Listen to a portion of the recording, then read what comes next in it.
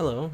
So today I'm going to be talking about reference frames. This is episode 3 in this multivariable physics. So, what are reference frames and why are they important? So, we know Newton's first law and second law. So, let's just talk about them again here. Right?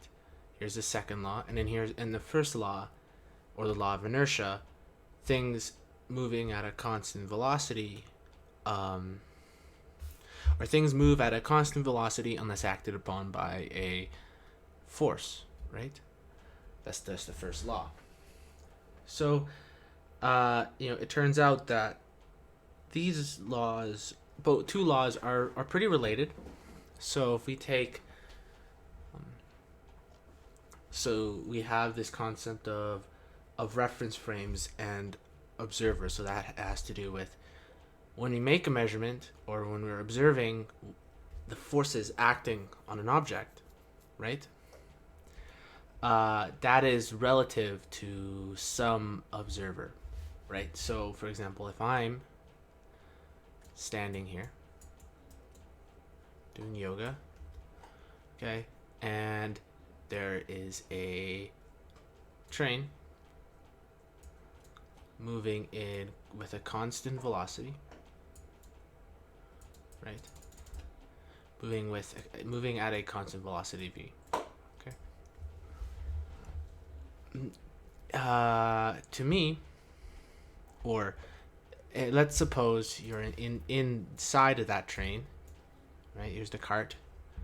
You're sitting inside that train, and you throw a ball up into the air, and then back down, right? So the ball is going to travel straight up and down for you. But for me, the path that ball travels is gonna look as the train travels straight, right? To me, that path is gonna look a lot like starts down here and then it goes up until it hits the peak and then comes back down. It's gonna travel in this parabolic arc, right? So, from your perspective, the only force acting on it is gravity. But from my perspective, it's like as if it was tossed at an angle and you got, some sort of internal force pulling it in. It's rotating around, right? In this case, there's not really that perception of a force. It's still gravity, but there's this perception that it's traveling with some speed, right? And so this is what we mean when both of these are inertial reference frames in the sense that both frames, so this is frame S, and this is frame S prime, okay? Both frames are moving with some constant velocity relative to each other. So S prime is equal to S plus, V, sort of. This isn't really like a real equation, but, these are moving relative to each other, right?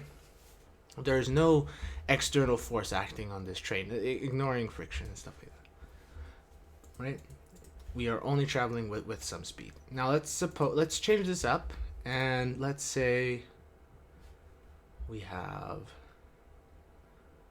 an object rotating around another object. So I'm going to actually do Earth and Moon, right? This is moving. The Moon is moving some constant angular velocity, omega, right? So we have the Moon's reference frame here, and the Earth's reference frame, S, right? So are these inertial reference frames? And the answer is no, because even though we have a constant angular velocity, we don't have a constant velocity. We have here's the velocity of the Moon, but we also have an external force, which is a force of gravity, acting on the Moon that is keeping it in that orbit. Even though it's a constant orbit, we still have a force that is acting on it. So, right? And another example, even if we were to zoom in on the Earth, right? The Earth is spinning. It has rotational motion. Right? The Earth has rotational motion. It's spinning. And we don't often consider that is spinning when we take, you know, measurements of like a moving car or things like that, right? We only consider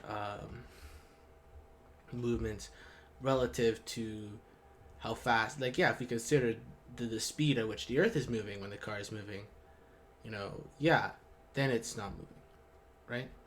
But to us, or then it would be moving, you know, super fast. But both, you know, you and me and the car, right, are traveling. We are all rotating at the exact same speed, and because of the distance of the Earth, because it's so large, this angular change is practically linear. So it is, it becomes pretty negligible. So we consider that we are all traveling with some velocity relative to each other.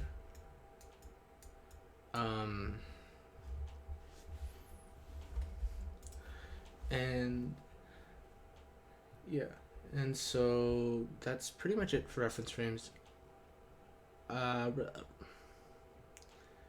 One thing that, yeah, might be important to note is, yeah, so if we have, so essentially if we have two people, two reference frames, S, right, and then another reference frame, S prime, which is moving at some constant velocity relative to S, these are inertial, right? Inertial if V dot, or we'll do this back in this color, if V dot is equal to 0, so this velocity is not changing. If, however, we had this reference frame, S double prime X, which is moving this way, but it's also accelerating, right? Then this is not inertial.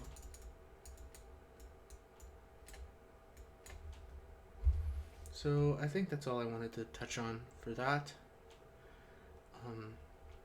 The next bit is going to be on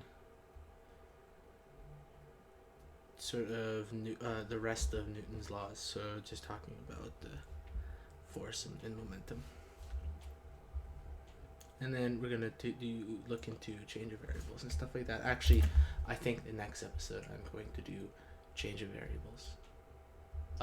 Or change of different coordinate systems.